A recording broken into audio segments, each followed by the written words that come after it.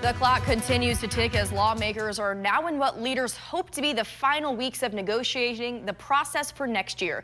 Our political reporter, Rachel Louise Just, tells us how part of the Democrat-led process may not be much different than the previous Republican-led one.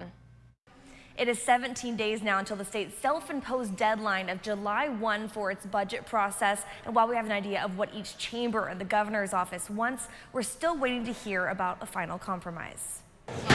Even though the legislature continues its business in front of cameras for months during budget season, the real business mostly happens behind closed doors. For years, Democrats raised concerns about being shut out of the process as the minority party. Now Republicans have the same complaint. Our subcommittee vice chairs have continued to reach out, and we continue to hear crickets from the administration and from the other side and any negotiations on that. As we near what's hopefully the final weeks of budget talks, Senate Republicans say they haven't been given an idea of spending targets for their subcommittees. Even the announcement that there was targets, you guys got before we got.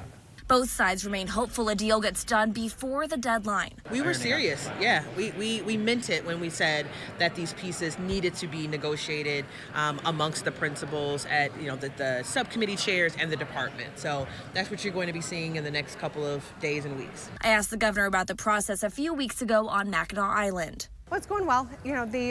We'll start negotiating, and regardless of who's in charge of the legislature or who's in the governor's office, there's always things to be hashed out in negotiations. So we will make deadline? That's my hope. Senate Minority Leader Eric Nesbitt says he'd be in favor of legislation that could make parts of the budget process more transparent. We need to concentrate on what the priorities are for the state of Michigan. And I think there needs to be a cleanup in terms of the process that's there. Republicans, if they band together, do have a key weapon in this budget fight, withholding immediate effect.